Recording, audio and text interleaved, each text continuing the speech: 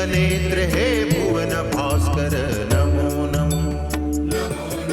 हे सृष्टि के सिरजनहार दिवाकर नमो नमो।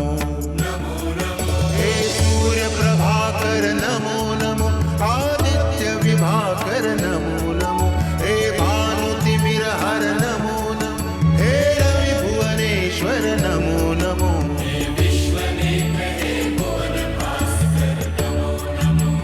नमो नमो। सृष्टि के सिरजनहार दिवाकर नमो नमो। ओम सूर्याय नमो नमः। ओम सूर्याय नमो नमः। ओम सूर्याय नमो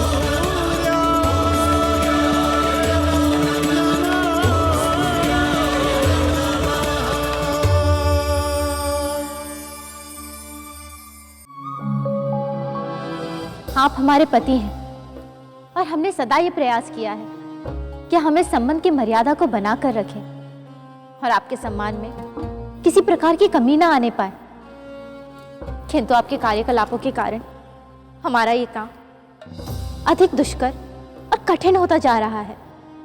आपका अहंकार इस सीमा तक पहुंच गया है कि आप यह तक भूल गए हैं कि आप एक पिता हैं और एक पिता होने के नाते आपका आपके संतानों की ओर कुछ कर्तव्य बनता है। हम पर झूठे आरोप न लगाइए महारानी वीरणी। यदि हमें अपनी पुत्री दीति का विचार न होता तो हम ऋषि कश्यप के आगे वो शर्त ही न रखते। तो क्या केवल दीति ही आपकी एकमात्र संतान है? आपके अन्य संतानों की ओर आपका कोई कर्तव्य नहीं बनता? आपने अनेकों बार हमारा भरी सभा में अपमान किया, हमारे माता पिता का अपमान किया। हमने सब सह लिया, हमने कुछ नहीं कहा। किंतु अब आप बार बार ऋषि कश्यप का अपमान कर रहे हैं, यह सत्य जानने के बाद भी कि आपकी 13 कन्याओं का विवाह उनसे होने वाला है। आपने यह तक नहीं सोचा कि यदि ऋषि कश्यप इस विवाह के लिए ना कर देंगे तो आपकी 13 कन्याएं और जीवन कुंवारी रह जाएंगी। आप ठीक कह रही महारानी। सचमुच इस बात का तो हमें विचार ही नहीं आया। हमारी पुत्री दीति ऋषि कश्यप से प्रेम करने लगी है और मन ही मन उसे अपना पति स्वीकार कर चुकी है। किंतु महारानी वीरणी, जो हुआ सो हुआ। बीता हुआ समय और मुंह से निकली हुई बात कभी वापस नहीं आती।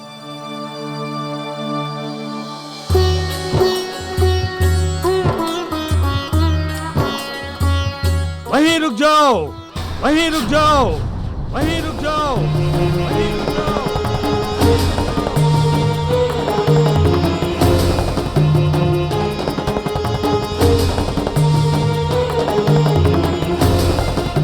पुत्र कश्यप, प्रजापति दक्ष के प्रासाद में तुम्हारा आचरण सर्वथा अनुचित था। उसका प्रायश्चित किए बिना तुम मेरे आश्रम में प्रवेश नहीं कर सकते।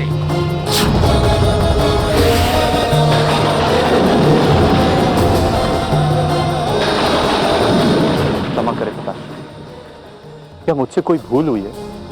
यह प्रश्न मुझसे नहीं, स्वयं से पूछो। पृथ्वी सम्राट के प्रसाद में अपने आचरण को याद करो, तुम्हें अपनी भूल स्वयं समझ में आ जाएगी।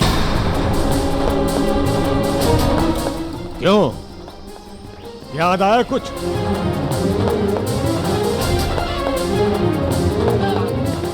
मुझे क्षमा करें पिताश्री, मैं अज्ञानी हूँ। अज्ञानवश मुझसे बहुत सी भूलें हुई होंगी और मैं उन सभी भूलों के लिए आपसे क्षमा प्रार्थी हूँ। किंचन को क्षमा कर कृपा करें।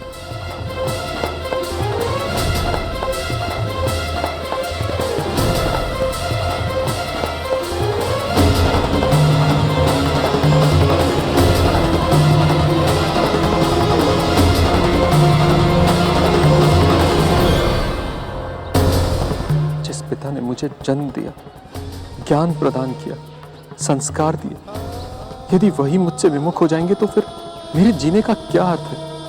ऐसे महान पिता को रुष्ट करके तो मुझे जीवित रहने का कोई अधिकार नहीं, कोई अधिकार नहीं।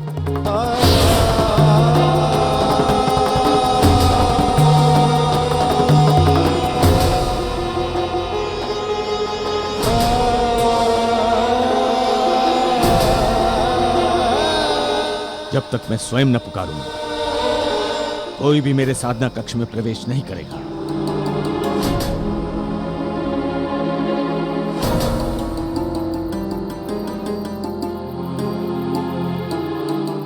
ना जाने मेरी कौन सी भूल पिताश्री के क्रोध का कारण बनी है। मैं पापी हूं जो अपने देवतुल्य पिता को इतना कष्ट दे रहा हूं, और मेरे जैसे पापी को और अधिक समय तक इस धरती का बोझ बने रहने का अधिकार नहीं है।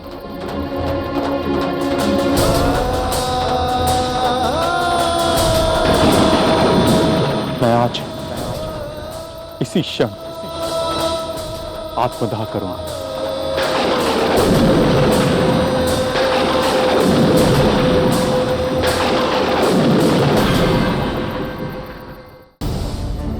ठहरिए ठहरिए, हमें जाने दो, हमें महर्षि को आवश्यक सूचना देनी है। किंतु गुरुदेव साधना कक्ष में है और उनका आदेश है कि किसी को भी अंदर ना जाने दिया जाए। किंतु वहाँ ऋषिवर कश्यप आत्मदाह कर रहे हैं। क्या? हाँ, इसलिए महर्षि से बात करना आवश्यक है। जो भी हो, हमारे लिए गुरु की आज्ञा से बढ़कर कुछ भी नहीं है। हमें क्षमा कीजिए। चलो। दासी, आज्ञा महारानी। महाराज कहाँ हैं? महारानी, वे तो अतिथिशाला से निकलने के तुरंत बाद प्रासाद के बाहर कहीं चले गए थे, किंतु वो कहाँ गए ये किसी को पता नहीं है।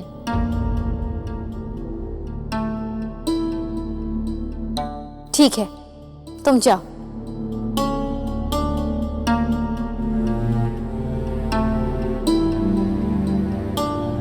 माँ, पिताश्री कहाँ है? पता नहीं दीदी, ऋषि कश्यप के जाने के कुछ समय बाद ही वे भी न जाने कहाँ चले गए हैं। अवश्य आपने उनसे कुछ ऐसा कह दिया होगा जो उन्हें चुभ गया होगा। तुम क्या अपने पिता को जानती नहीं हो? किसी की सीधी सच्ची बात तो वो सुनते नहीं है, तो फिर ऐसी वैसी बात कैसे सुन लेंगे? माँ, आप सदा पिताश्री से लड़ती रहती हैं और ऊपर से उन्हीं पर दोष लगाती है। एक पत्नी का अपने पति के प्रति ऐसा व्यवहार उचित नहीं है।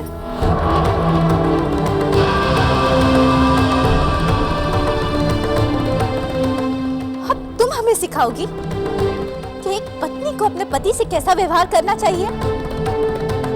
पहले स्वयं तो सीख लो कि एक बेटी को अपने माता पिता से कैसा व्यवहार करना चाहिए, और अपनी बहनों से, और किस अधिकार से? हाँ, किस अधिकार से तुमने ये मांग की है कि 13 बहनों के बीच तुम ही ऋषि कश्यप की पटरानी बनो? वो तो बड़ी होने के नाते मेरा अधिकार है। बड़ी बहन होने के नाते तुम्हारा ये कर्तव्य भी है कि तुम्हें अपनी बहनों का ध्यान रखना चाहिए। इसके स्थान पे तुम उनसे ईर्ष्या करती हो। आप तो सदा मेरी आलोचना करती रहती हैं, परंतु ऋषि कश्यप को मेरी इच्छा का मान रखना ही होगा। उन्हें मुझे पटरानी बनाना ही होगा।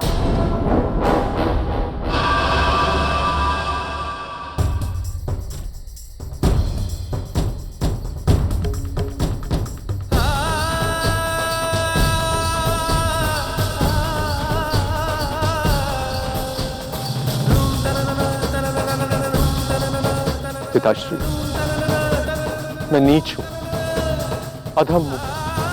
मैं इस योग्य नहीं कि आपको मुख दिखा सकूं। इसलिए मैं हमेशा के लिए आपसे विदा ले रहा हूं। मुझसे जाने अनजाने कोई भी भूल हुई हो तो मुझे क्षमा कर दीजिएगा।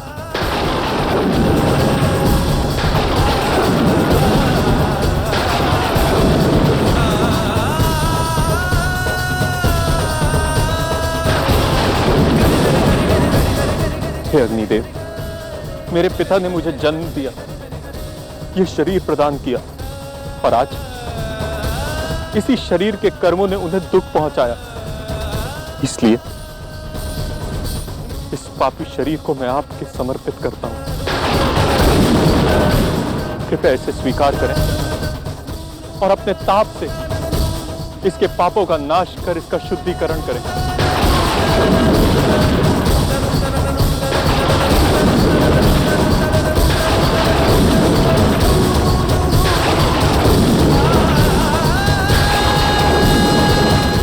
गुरुदेव गुरुदेव गुरुदेव रुक जाइए, रुक जाइए। हमें अनाथ छोड़कर मत जाओ गुरुदेव। मुझे जाना ही होगा वत्स। आज से मेरे महान पिताश्री आपके अभिभावक और गुरु होंगे। तो ठीक है गुरुदेव, यदि आपका जाना इतना ही आवश्यक है तो हमें भी अपने साथ लेके चलो गुरुदेव। नहीं वत्स, इस संसार का एक नियम है, हर व्यक्ति यहां अकेला आता है और अकेला ही जाता है। मेरा अंतिम संदेश यही है कि अपने जीवन में कभी उसके हृदय को आघात ना पहुंचाओ जिसका तुम आदर करते हो। माता पिता और गुरु आज्ञा का पालन करना ही सबसे बड़ा धर्म है। इस धर्म के मार्ग पर सदैव अटिग रहना। जीवन की कोई भी कठिनाई तुम्हारा कुछ नहीं बिगाड़ सकती।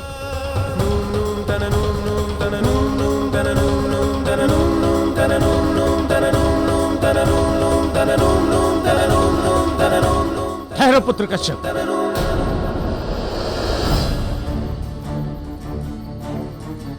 पिताश्री। पुत्र, आत्मदाह का विचार त्याग दो और वापस आश्रम चलो। पिताश्री, मैं आपकी आज्ञा को टाल नहीं सकता, किंतु मैंने जो संकल्प लिया है उस संकल्प का पालन करना मेरा धर्म है। आपसे विनती है पिताश्री कि आप अपनी आज्ञा वापस ले लें। अपने संकल्प की पूर्ति के लिए तुम्हारी दृढ़ता प्रशंसनीय है पुत्र, किंतु मैं अपना वचन भी वापस नहीं ले सकता। इसलिए तुम्हारे सामने केवल एक ही उपाय है जिससे दोनों कार्य सिद्ध हो जाएंगे।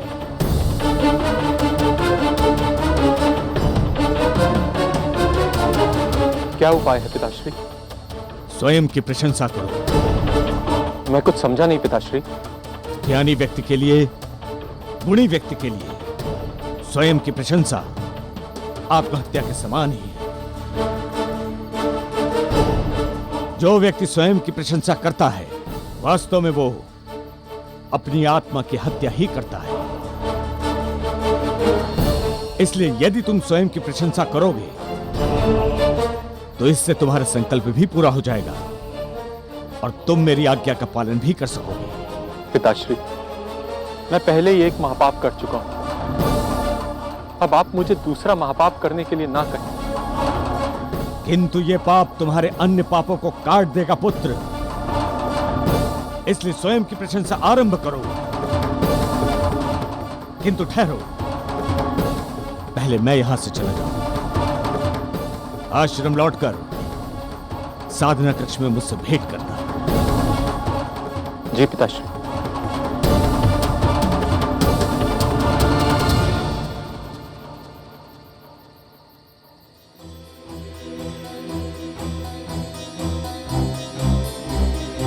शिष्य, मैं महाज्ञानी हूं, क्योंकि मुझसे अधिक शास्त्रों और वेदों का ज्ञान किसी को नहीं। मैं और भी ज्यादा ज्ञानी इसलिए क्योंकि मैं जन्म से ही ज्ञान का ज्ञाता हूं।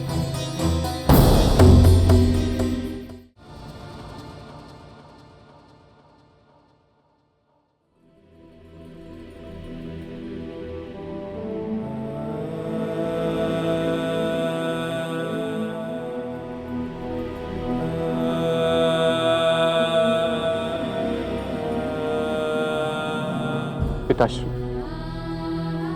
मुझसे जो भी भूल हुई है उसका दंड मुझे दीजिए। मैं संसार का एकमात्र ऐसा बालक हूं जिसने मां की गर्भ से नहीं अपितु पिता की तपोशक्ति से जन्म लिया है। आप ही मेरे पिता हैं और आप ही मेरी माता। कम से कम मुझे इतना तो बता दीजिए कि मैंने क्या अपराध किया है ताकि आगे से मैं वो भूल ना कर सकूं।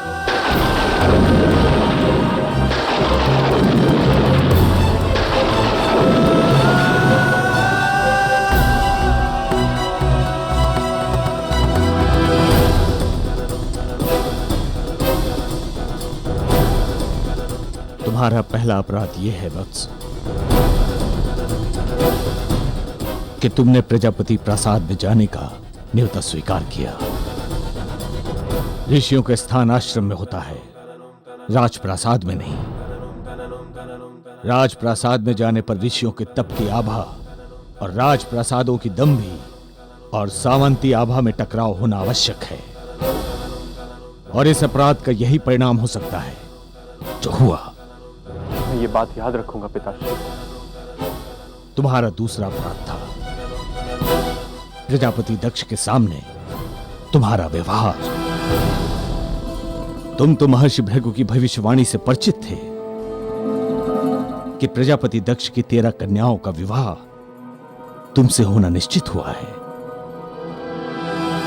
तो फिर प्रजापति दक्ष तुम्हारे पिता के समान आदरणीय हो गए।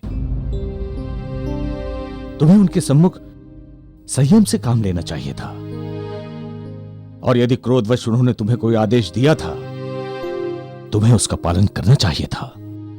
मुझे क्षमा कर दीजिए पिताश्री। सचमुच प्रजापति दक्ष के व्यवहार को देखकर मुझे अपना स्वभाव नहीं छोड़ना चाहिए था। मैं अभी जाके प्रजापति दक्ष से क्षमा याचना करता हूं पिताश्री। कहीं जाने की आवश्यकता नहीं है वत्स। एक घड़ी पश्चात प्रजापति दक्ष स्वयं यहां पधारने वाले हैं।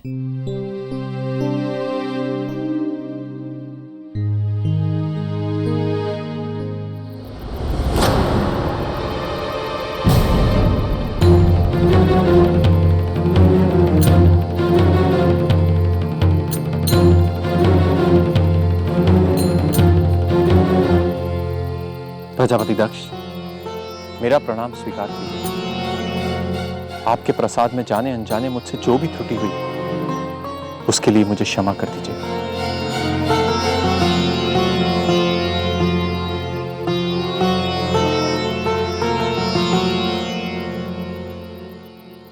महर्षि मरीचि को प्रति सम्राट दक्ष का प्रणाम। महर्षि आप सचमुच महान हैं। आपकी वट छाया में आने वाले हर एक व्यक्ति का अभिमान, अहंकार सब कुछ स्वयं ही तिरोहित हो जाता है। हम यहाँ आपके पुत्र के विषय में जिन प्रश्नों को, बल्कि जिन आरोपों को यहाँ लेकर आए थे, उसका समाधान तो स्वयं ही हो गया। अब तो आपके दर्शनों का पुण्य लाभ करूंगा। इसके अतिरिक्त भी और कुछ करना होगा प्रजापति दक्ष। महर्षि भृगु की भविष्यवाणी अटल है। उसे सत्य सिद्ध करने के लिए आपकी 13 पुत्रियों के लग्न की रूपरेखा मेरे पुत्र कश्यप के साथ निश्चित करनी होगी। इसलिए आइए, भीतर पधारें। चलिए।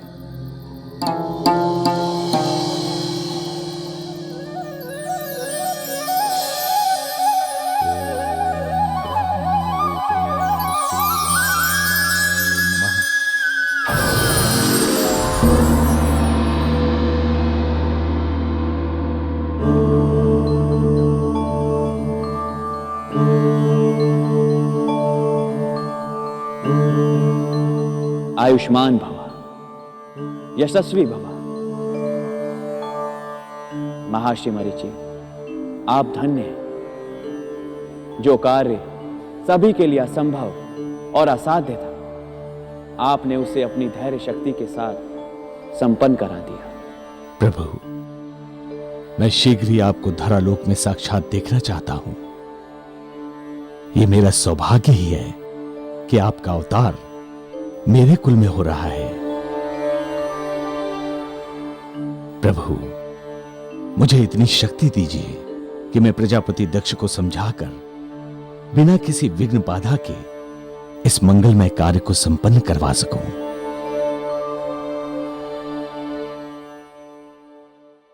आपका कल्याण हो।